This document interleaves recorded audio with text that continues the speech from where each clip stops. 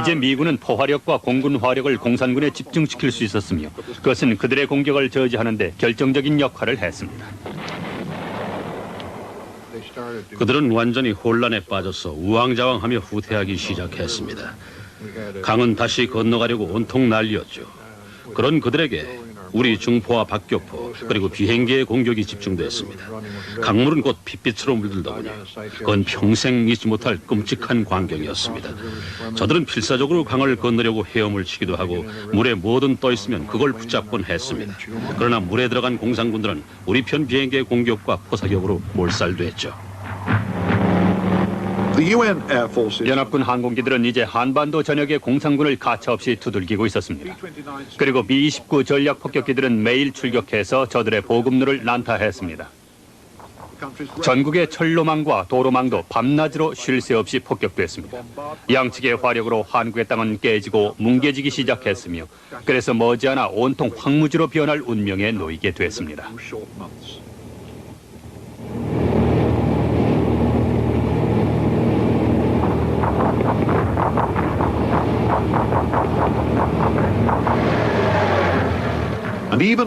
낙동강 방어선의 워커 부대는 여전히 그들이 열세라고 생각하고 있었지만 사실은 9월 초에 이미 미군은 수적으로는 물론 화력면에서도 북한 공산군을 월등히 앞지르고 있었습니다. 제공권과 제해권도 여전히 연합군의 것이었습니다.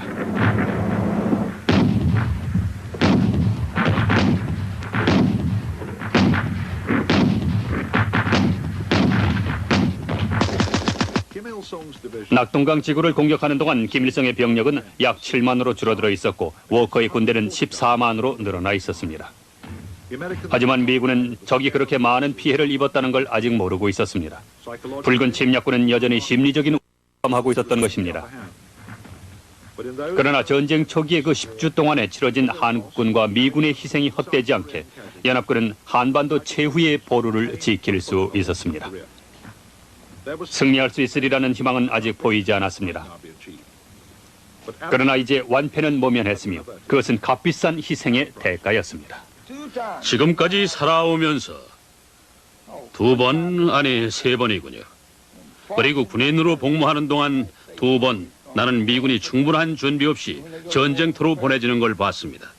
그럴 때마다 그들은 시간을 벌어야 했고 시간을 버는 방법은 한 가지뿐이었습니다. 시간을 벌려면 우리 젊은이들의 목숨과 피를 바치는 도리밖엔 없었습니다.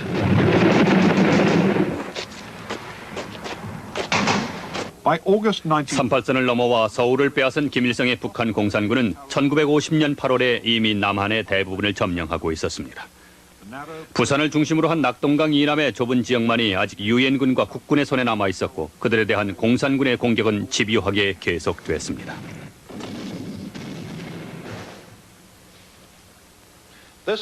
동경의 해묵은 다이이치 빌딩에 있는 이 방에서 유엔군 사령관 더글라스 맥어더 장군은 부산의 어두운 전황을 보고받았습니다.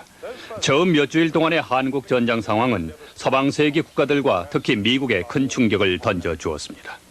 김일성의 열성적인 군대는 전선에 투입된 미군 보병들을 남쪽으로 다시 몰아내면서 그들에게 혼란과 치욕을 안겨주었고 유엔군이 낙동강 이남에서 가까스로 버티고 있는 동안 많은 군인들과 서방의 정치가들은 방어전이 계속될 수 있을지 의문을 제기했습니다. 그러나 단 한 사람만은 문제가 간단히 해결될 수 있다고 역설했습니다. 더글라스 맥어더 장군은 한반도 서해안에 대부대를 상륙시켜 적 후방의 허리를 끊음으로써 전쟁을 승리로 이끌겠다고 장담했으며 그가 제시한 상륙 지점은 인천항이었습니다. 그것은 위험 부담이 큰 모험이었습니다. 우선 병력이 부산에서 교두보까지 220km에 달하는 거리를 안전하게 이동해 가야 했습니다. 그리고 인천항 자체는 육해 공군 합동작전에 적절치 못했습니다. 항구의 진입로는 섬으로 가려져 있었으며 간만의 차가 자그만치 9m에 달해서 해안에 상륙하려면 병사들은 먼저 안벽을 기어 올라야 했습니다. 맥어더의 상륙 계획을 듣기 위해 워싱턴에서 일본으로 날아온 합동참모들과 상륙작전 전문가들은 모두 그 계획에 완강히 반대했습니다. 그러나 맥어더는 완곡한 꾸짖음으로 그들을 설득했습니다. 합동참모들과 상륙전 전문가들에게 장군은 이렇게 말했죠. 난 1차 대전 때 장군이 됐지만 그땐 물론이고 2차 대전에서도 해군은 언제나 나의 상륙전을 지원해 주었다. 헌데 이제는 해군이 더 이상 육군을 돕지 못한다니 이처럼 슬픈 일이 또 어디 있겠는가라고 말입니다. 그러자 해군 총장 알리 버크 제독이 책상을 쾅 치면서 장군 인천으로 가겠습니다 하더군요. 그는 실은 인천 상륙을 지원 못할 이유를 2시간에 걸쳐 설명하고 난 참이었지만 메가더의 극적인 한마디에 그만 녹아버렸던 거죠. 장군은 거의 눈물을 글썽이며 연극 배우처럼 목소리를 낮춰서 그 한마디를 읊조렸고 그건 해군 총장에 대한 매우 희극적인 비난이었지만 장군 특유의 점잖은 연기력으로 포장돼 있었죠. 그래서 우린 인천에 상륙할 수 있게 됐던 겁니다. 인천 상륙은 맥어더의 걸작 중의 걸작이었습니다.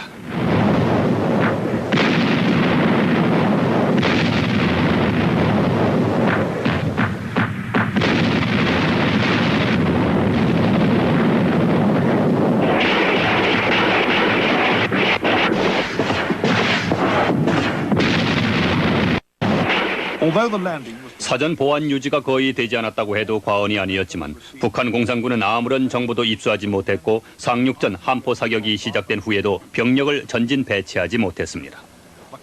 9월 15일 동틀 무렵에 맥어더는 기함의 브릿지에 올라 그 위험에 가득 찬 모습으로 작전이 전개되는 것을 지켜보았습니다. 해군력과 공군력의 막강한 지원을 받으며 공격에 선봉에 선 제1해병사단은 인천항 입구에 위치한 월미도를 공략했습니다. 그 섬을 점령해서 12시간 후 주력 부대의 상륙이 시작될 때까지 그곳을 지키려는 것이 그들의 계획이었습니다.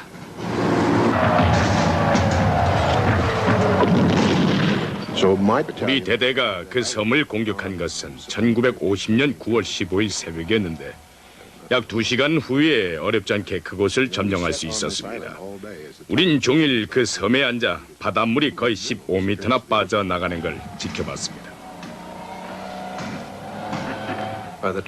적은 완전히 당황해 있었습니다.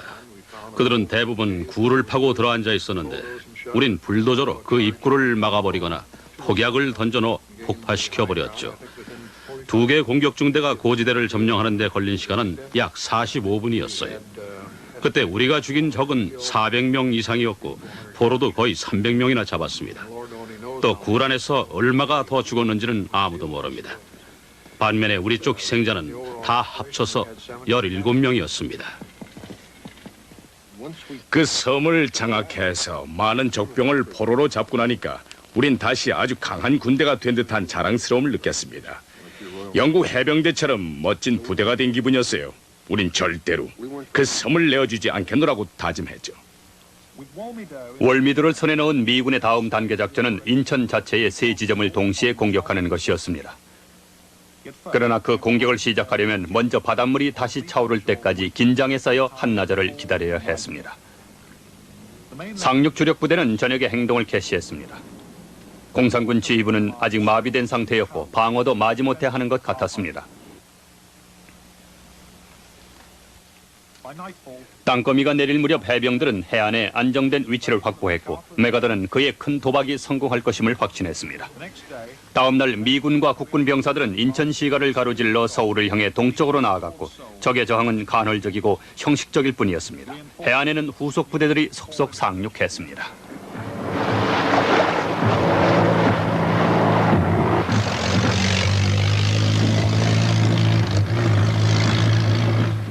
인천이 연합군 손에 넘어가자 공산주의자들은 모든 희망이 사라졌다는 걸 깨닫기 시작했습니다. 북한에 동조했던 사람들은 북쪽으로 도망쳤고 그렇게 도망친 공산주의자들은 이승만의 복수를 면할 수 있었습니다. 해병들과 미 7사단은 동쪽과 남쪽으로 교도부를 넓히면서 24km밖에 떨어지지 않은 서울로 향했습니다. 이제 8군이 낙동강에서 치고 올라오기만 하면 승리는 연합군의 것이었습니다. 저들 병력의 90%는 남쪽의 낙동강 전선에 집중돼 있었습니다. 인천 상륙에 성공한 맥아더는 연합군이 저들의 허리를 잘랐다는 소식을 듣기만 하면 워커의 군대와 싸우던 낙동강의 공산군은 즉시 방향을 돌려 북쪽으로 올라와서 중간에 있는 연합군을 협공하려 들 것이라고 생각했죠. 하지만 공산군 지휘부는 그들의 낙동강 병력에게 연합군의 상륙 소식을 전하지 않았습니다. 그 소문은 사실상 입에서 입으로 전해져 내려왔죠. 그래서 우리는 인천 상륙이 성공한 후에도 닷새 동안이나 저들과 치열한 전투를 벌여야 했습니다. 공산군은 계속 우리보다 우세한 전력을 유지하고 있었으니까요.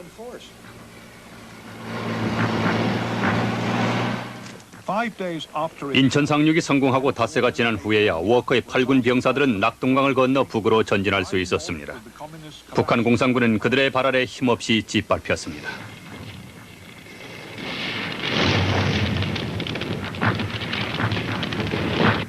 우리는 전차에 올라 최고 성력으로 북진했습니다. 밤에도 멈추지 않았어요. 헤드라이트를 켜고 무조건 길을 따라 달렸습니다. 지도가 없었기 때문에 밤에는 별을 보고 방향을 잡았습니다. 북쪽으로 가기만 하면 됐으니까요. 다음날 아침에도 우리는 계속해서 전속력으로 한 마을을 통과했고 거기서 40-50km쯤 더 전진해서 마침내 인천에 상륙한 병력과 만났습니다. 해병들은 곧 한강을 건너고 있었고 거기서부터 공산군의 저항에 부딪히기 시작했습니다. 서울을 탈환하기 위한 치열한 전투는 일주일간 계속됐습니다.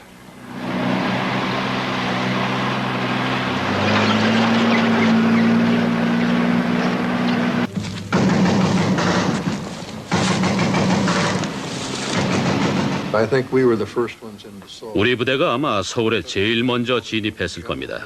한국의 정보청사를 탈환한 것도 우리 부대였습니다. 그때 우린 아주 큰 실수를 저질렀는데 그건 그 청사에다 성조기를 개양한 거였죠. 그걸 아마 헬리콥터나 비행기에서 누군가가 봤던 모양입니다.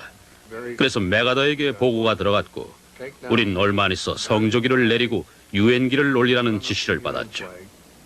그건 물론 정치적인 이유 때문이었겠지만 우린 그 지시가 아주 불만스러웠습니다. 우리 병사들은 마지못해서 성조기를 내렸죠. 9월 29일에 메가더는 한국을 공식적으로 다시 이승만에게 넘겨주는 작은 행사를 가졌습니다. 그리고 미국인들은 이미 승리를 확신하고 있었습니다. 이승만의 국민들도 이제 폐허가 된 저들의 도시에서 그 동족 상잔이 얼마나 큰 비극이었는지를 실감할 수 있었습니다. 그때 우린 처음으로 공산군의 사륙의 증거들을 목격하기 시작했습니다. 지금도 그 이름을 잊을 수가 없는데 그는 스타즈 앤 스트라이프스지 소속의 어니 필러라는 젊은 총군 기자였습니다. 그는 다른 몇 사람과 함께 박격포 소대의 집을 타고 가다가 변을 당한 것 같았습니다. 모두 전선으로 손을 등 뒤에 묶인 채 시체가 되어 있었습니다. 학살당했던 거죠. 그것은 후일 월남전에서 더욱 극명하게 표출된 민족 간의 전쟁의 딜레마였습니다. 서울로 전진해 오다가 대전에 있는 이 형무소 자리의 우물을 들여다보게 된 유엔군은 그 안에서 471구의 민간인 시체를 발견하고 경악하지 않을 수가 없었습니다. 그러나 그것은 그 후 몇 주 동안 남한 전역에서 발견된 수천 구의 민간인 시체의 일부에 지나지 않았습니다. 공산군 점령하에서 한국인들이 겪어야 했던 삶과 죽음의 시간은 이처럼 참혹한 것이었습니다.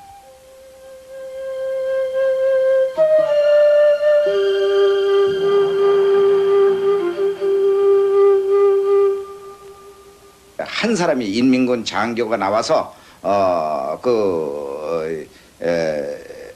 이를테면 양민을 투옥 확살했다는 그 강요 자술서를 쓰라고 해가지고 인민군 장교 한 사람이 나와서 이를테면 양민을 투옥 학살했다는 내용의 자술서를 쓰라고 강요했습니다. 그러나 사실이 그렇지 않은 걸 그렇다고 쓸 수는 없으니까 처음엔 다른 얘기들을 썼는데 인민군 장교들은 우리 사이를 왔다 갔다 하다가 아무나 한 사람을 골라 그 사람 자술서를 읽어보고는 양민 학살 얘기가 없으면 들고 다니던 쇠 파이프로 그 자리에서 그 사람 머리를 쳐서 죽였습니다. 서너 사람이 그렇게 죽고 나니까 거기 모였던 400~500명이 모두 양민을 학살한 일이 있었다고 썼지요. 그 자술서가 말하자면 나중에 인민 재판을 할 때 증거로 생긴 겁니다.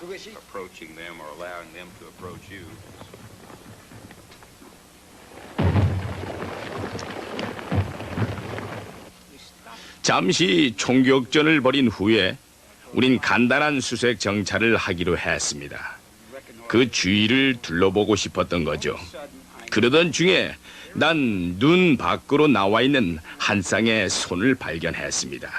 그리고 그 옆에 있는 눈이 녹은 검은 구멍이 있었죠. 그 눈 밑에서 우린 많은 민간인들의 시체를 발견했습니다. 공산군이 후퇴하면서 민간인 포로들을 끌고 가다가 거기서 죽여버린 게 분명했어요. 상황이 점점 불리해지고 그 많은 사람들을 끌고 가기가 어려워지니까 죽인 거겠죠. 애당초에 무슨 이유로 사람들을 끌고 가기로 했는지는 모르겠지만은 아무튼 거기서 모두 죽였던 겁니다. 내가 처음 발견한 그 사람은 즉사하지 않고 숨이 붙어 있었던 겁니다. 그러다가 눈이 내려 쌓였고 그가 마지막 숨을 쉰 자리만 녹아 구멍이 생긴 거죠. 그의 손은 눈 밖으로 살짝 나온 상태였고요.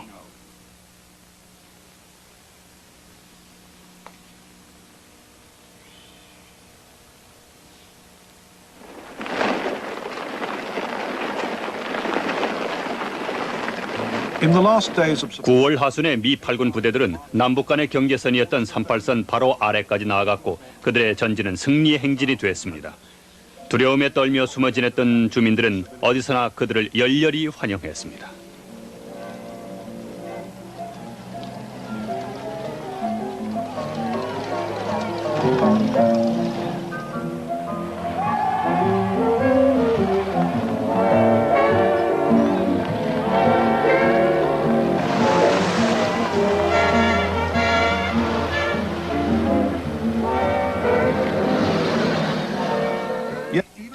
북한의 군대는 완전히 쫓겨갔지만 유엔군이 거기서 멈출 경우 완전한 승리가 보장될 것인지는 미지수였습니다.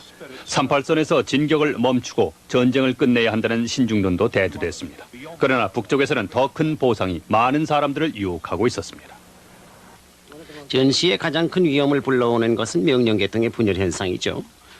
우리는 메가더가 어디까지나 미국 군대의 장군이었으므로 그가 미국 대통령의 지시를 당연히 존중할 것이라고 생각했습니다. 그러나 그는 대담하게도 당시의 상황을 이용해서요. 천만에 나는 미군 사령관이 아니라 유엔군 사령관이야 라고 그는 공언했죠. 그리고는 워싱턴의 지시를 무시했습니다. 38선을 넘고자 한다면 신중에 신중을 기해야 할 것이며 어떤 일이 있어도 중공이나 소련 국경에 가까이 가서는 안 된다는 워싱턴의 경고를 그는 완전히 묵살했던 겁니다. 우리가 계속 전진한 것이 잘한 일이었는지 아니었는지는 잘 모르겠지만 개인적으로는 북진이 옳았다고 생각합니다. 우린 전쟁을 하고 있었고 적은 북쪽에 있었으므로 쫓아가서 섬멸하는 건 당연한 일이었죠. 국제관계를 고려한다면 위험한 행동이었는지도 모르지만 난 그때 북진해야 한다고 생각했고 지금도 그 생각엔 변함이 없습니다. 군인의 임무는 적을 무찌르는 겁니다. 적의 수도 평양은 10월 19일에 점령됐습니다. 메거더의 군대는 평양을 지나 압록강과 중국 국경을 향해 곧바로 전진했습니다. 평양은 유엔군의 압도적인 공군력을 여실히 증가하고 있었습니다. 끊임없는 폭격으로 북한의 수도는 폐허가 돼 있었습니다.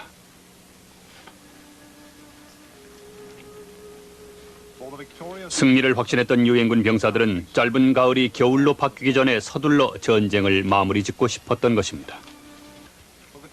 중공 국경을 향해 불모지를 행군하는 지상군 병사들에겐 북한의 겨울은 더욱 견디기 어려운 것이었습니다. 메거더의 부대들은 넓게 배치돼서 전진하고 있었습니다. 8군은 반도 서쪽에서 전진했고 10군단은 묘향 산맥을 지나 북동쪽으로 올라가고 있었습니다. 이제 겨울은 그들의 가장 큰 적이었습니다. 그 전날까지만 해도 강물에서 헤엄을 쳤습니다. 다음 날 우린 고원지대로 올라갔는데 기온이 영하 4도로 뚝 떨어지더니 얼마 후에는 영하 16도까지 내려갔습니다. 우린 주위에는 전혀 대비돼 있지 않았죠. 겨울옷도 지급받지 않은 상태였어요. 추위에 대비한 우리의 피복은 결코 충분하다고는 할 수 없었습니다. 물론 한국의 겨울이 추울이라는 걸 예상하긴 했었지만은 그렇게까지 추울 줄은 미처 몰랐던 겁니다. 기온이 떨어지자 얼마 후 우린 1919년 핀란드 작전 때 비축해 두었던 옷가지들을 지급받았는데 그것들은 오래되긴 했어도 아주 훌륭한 피복들이었습니다. 사실 우린 따뜻한 옷이 얼마나 고마운 건지를 그때까진 전혀 몰랐었습니다. 우리 얘기는 영국의 기준으로 볼 때는 꽤나 우스꽝스러울 정도로 많은 옷이 지급됐었죠. 예를 들어 겨울레이가 2벌씩 지급이 됐는데 처음에는 아무도 그걸 입으려 들지 않았습니다. 그걸 받으면서 모두들 낄낄거리기만 했죠. 하지만 첫 추위가 들이닥치자 나라 할 것 없이 그걸 꺼내봤죠. 아주 따뜻하고 포근했습니다. 메가다와 그의 참모들이 의회의 사태에 대한 마음의 준비를 하고 있었다면 11월 초에 제1기갑사단이 받은 불시의 공격과 피해를 가볍게 보아넘기진 않았을 것입니다. 몇몇 보고서에서는 적이 중공군 같다고 지적되기까지 했습니다. 그러나 저들의 공격은 곧 시들해졌고 그 보고들은 무시됐습니다. 유엔군 지휘관들의 주된 관심사는 북한의 부대를 주둔시키는 문제와 나머지 병력을 본국으로 철수시키는 데 따른 사항들이었습니다. 그러나 마침내 압록강에 다다른 유엔군의 기쁨은 오래가지 못했습니다. 전쟁은 끝났고 우린 동경으로 돌아갈 거라는 소문이 나들어왔죠. 추수감사절에는 우리 기갑부대의 스카프를 목에 두르고 동경 시가지를 행진하게 될 거라고들 그렇게 생각했습니다. 그러나 11월 24일 추수감사절에 유엔군은 아직 북한 땅에 있었고 병사들은 불길한 예감에 사로잡힌 채 칠면조 요리를 먹었습니다. 산속에 중공군이 있다는 보고가 잦아지면서 그들의 마음은 무거워져만 갔습니다. 첫날 우리가 잡은 중공군 포로는 너댓 명 가량이었던 걸로 기억됩니다. 난 그들에게 소속 부대라든가 그 밖의 상식적인 사항들을 질문했죠. 어디서 왔느냐고 묻자 그들은 중국 남부에서 왔다고 대답하더군요. 그들이 사용하는 방언도 중국 남부지방 말이었습니다. 따라서 그들이 중국에서 태어난 한국인이 아니라 진짜 중국인임을 알 수 있었죠.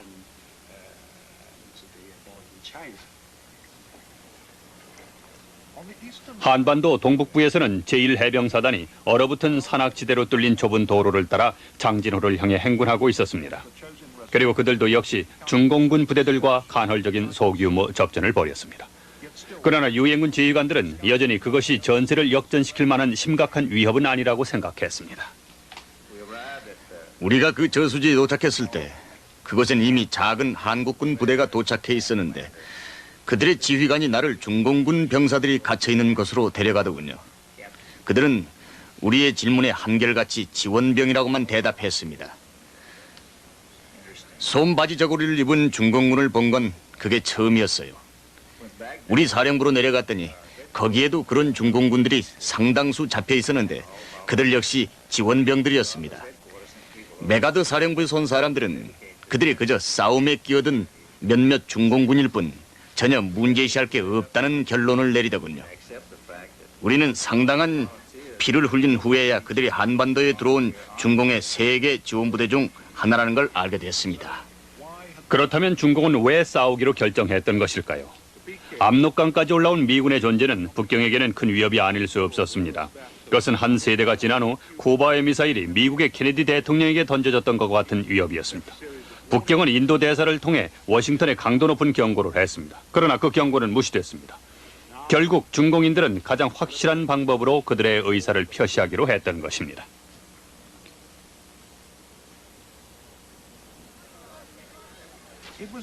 그것은 현대전에선 그 유래를 찾아보기 힘든 군사작전이었습니다.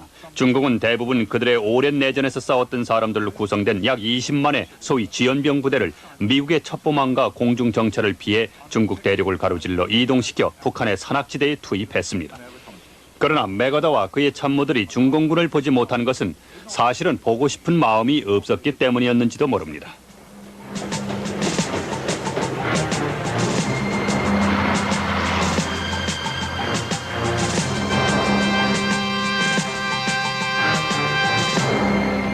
But the shock. 11월 25일에 시작된 그들의 첫째 번 대규모 공세의 충격은 그래서 더욱 클 수밖에 없었습니다. 우린 그 대규모 공격 작전을 일컬어 인해 전술이라고 했습니다. 대부분의 외국인들은 어떻게 그런 작전이 가능할 수 있었는지를 잘 이해하지 못하지만 그건 그 사람이 공산사회의 속성을 모르기 때문에 그런 거죠. 만일 산을 움직이기로 결정했다면 어떤 희생이 따르더라도 실제로 산을 옮기는 것이 공산주의 방식이자 철학입니다. 그리고 그때의 그 작전은 군인들에게 자신감을 심어주기 위한 것이기도 했습니다. 어떤 어려움이 있어도 반드시 승리할 수 있다는 자부심을 군인들에게 심어줄 필요가 있었던 거죠. 우린 거의 언제나 밤에만 이동했습니다. 낮에 정찰 비행을 하는 미군 비행기의 눈에 띄지 않기 위해서였죠. 그래서 우린 매일 해가 지면은 출발해서 새벽까지 행군했습니다.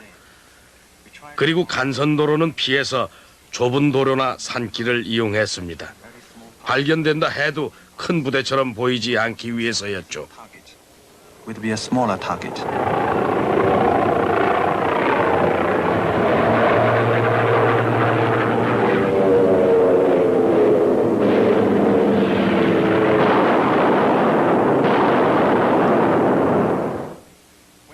한반도 동북부의 눈 덮인 산에서 중공군의 공격을 받은 미 제10군단은 아무런 저항도 하지 못했습니다. 7사단 소속 부대들이 입은 피해는 매우 컸습니다. 장진호의 제1해병사단은 1년의 뛰어난 방어전을 펼쳤습니다. 그러나 그들도 어느새 완전히 고립돼 있었고 160km나 떨어진 동해안으로 열린 길은 오직 하늘뿐이었습니다.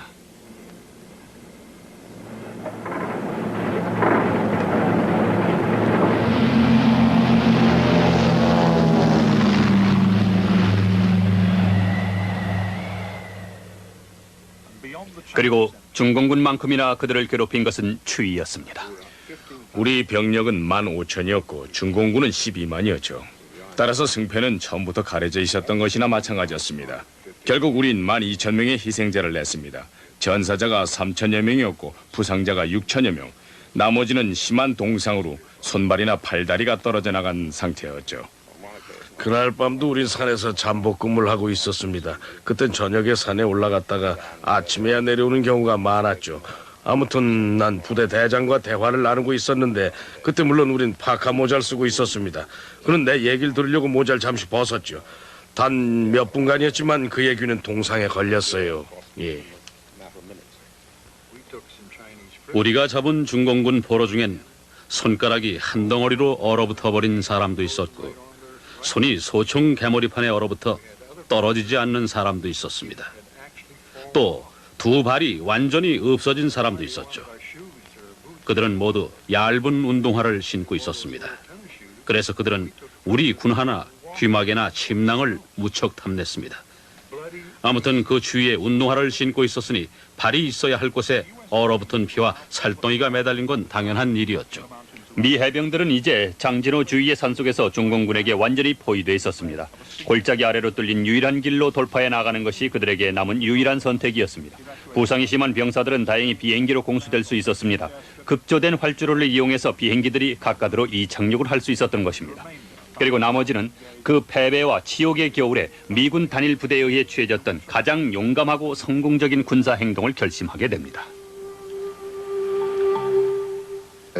우린 거기 머물러 있을 수도 없었고 북으로 올라갈 수도 없었습니다. 그래서 장교들은 동해안으로 돌아가자는 결정을 내렸죠. 남진하는 도중에 어떤 기자가 우리 장군에게 후퇴하는 길이냐고 묻자 장군은 후퇴가 아니라 공격 방향을 바꿨을 뿐이라고 대답했죠. 그건 맞는 말이었습니다. 산악지대에서 빠져나오는 15일간은 전투에 연속했으니까요.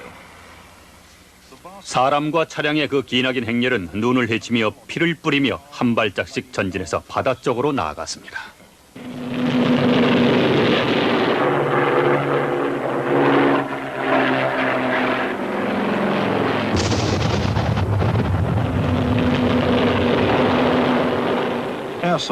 장진호로부터의 철수를 가능케 한 것은 공중 지원이었습니다. 그것이 없었다면 계속되는 전투에 견뎌내지 못했을 것입니다. 저들의 공격으로 차량 행렬은 허리가 잘리고 말았죠. 앞쪽의 절반만 무사히 빠져나가는데 난 다행히 거기 끼어 있었습니다. 빠져나간 부분에 후미에 있었죠. 지원포대와 연대본부 소속 부대들 그리고 중하기 부대들이 함께 철수하게 됐는데 철수 준비 상황을 지켜보면서 난 충격을 받았습니다. 거의 모든 게 불태워지고 있었으니까요. 레이션까지 불태웠고 미처 가져갈 수 없는 탄약은 폭파했습니다. 난 가져갈 수 없는 건 모두 불태우라는 상급 부대의 지시를 이해할 수가 없었죠. 휘하 중대장들과 장교들도 마찬가지였습니다. 불태우라고 지시된 품목과 분량이 너무 많았습니다. 그래서 우리 부대는 가능한 한 모든 걸 가지고 가기로 했습니다. 해병들이 겪어야 했던 2주간의 고통은 12월 10일경 한반도 동해안의 흥남항에 다다르면서 비로소 끝났습니다. 그러나 그 철수작전에 치러진 대가는 컸습니다. 사상자가 4천여 명이었고 그 밖에 심한 동상으로 고통받는 환자가 7천여 명이었습니다. 10군단의 차량들은 가능한 한 모두 배에 실렸고 지휘관들은 이제 병력 철수와 환자 구호에만 관심을 기울일 수 있었습니다.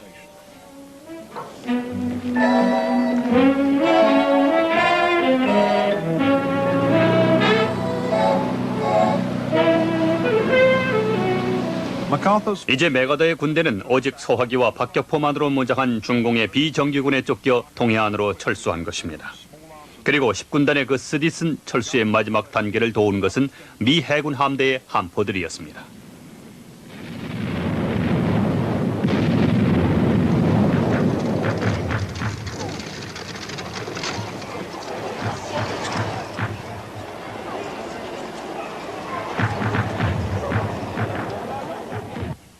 흥남항에서 중공군을 저지하는 데 결정적인 역할을 한 것은 항구 자체를 철옹성으로 만들어준 해군의 함포 사격이었습니다.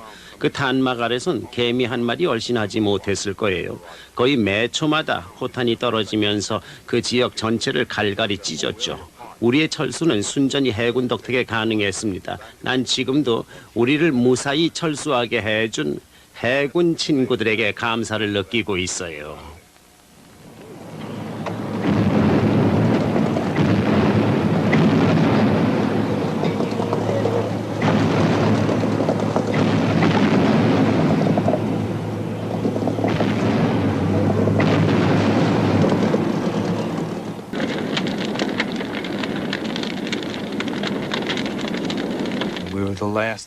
상선들 중에선 우리 배가 제일 마지막까지 항구에 남아 있었습니다. 부두에 몰려들 있는 민간인들을 철수시키는 게 우리의 임무였죠. 우리 배에는 장교 47명과 선원들이 타고 있었습니다. 그래서 남은 객실은 12개뿐이었는데 실제로 우리 배에 탄 북한 주민의 수는 약 14,000이었습니다. 그리고 출항해서 2시간쯤 지났을 땐 이미 5명이 더 늘어나 있었습니다. 5명의 임산부가 아기를 낳았기 때문이었죠. 나는 병력을 태운 마지막 배에 가까스로 오를 수 있었습니다. 배가 항구를 빠져나갈 때 난 사진을 한 장 찍었는데 그건 해군 폭파 요원들이 장치한 폭약에 의해 부두가 폭파되는 광경이었습니다. 나와 그 배에 타고 있던 모든 사람들이 마지막 본 것은 바로 그 산산조각나는 항구였습니다.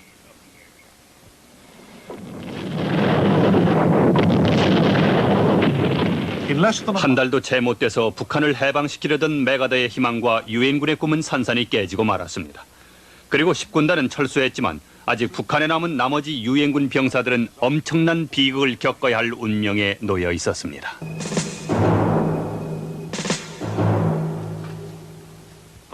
중공과 북한 사이에 흐르는 압록강 남쪽 산중에는 모태동의 소위 의용군들이 20여만 가량 떼지어 매복해 있었습니다. 그러나 이를 모르는 채 그곳으로 향하고 있던 유엔군들은 승리가 눈앞에 와 있다고 믿어 의심치 않았습니다. 사람들이 까맣게 밀려오는 모습이 보였습니다. 수천 명도 더 될 것 같더군요. 우리는 그들이 뭐하는 사람들일까 하고 의아해했습니다. 그런데 누군가가 아마도 후방으로 들어가는 피난민들일 거라고 얘기를 하더군요. 난 당시 아무것도 모르는 쫄병이었기 때문에 그냥 그런가 보다 했죠. 그런데 해가 지고 밤 9시쯤 되었을 때 우리 보병 중대 지휘관이 오더니 중공군이 전쟁에 개입했다고 상부에서 방금 연락이 왔으니 모두들 빨리 출발 준비를 하라는 것이었어요. 언제 공습이 시작될지 모른다면서 말이죠. 그때서야 아까 그들이 바로 중공군이었다는 걸 깨닫게 되었죠. 그 후 우리는 이틀 동안 쉬지 않고 행군을 했습니다. 중공군들은 8군 전 부대의 뒤를 계속 추격해오며 기습을 해댔습니다.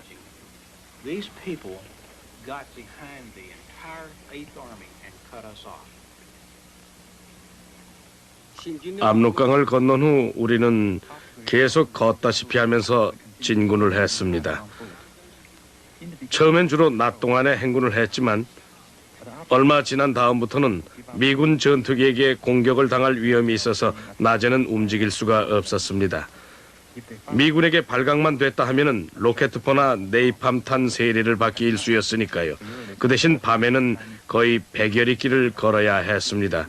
50-60km에 해당하는 거리죠. 우리는 걷는 훈련이 잘 되어 있었습니다.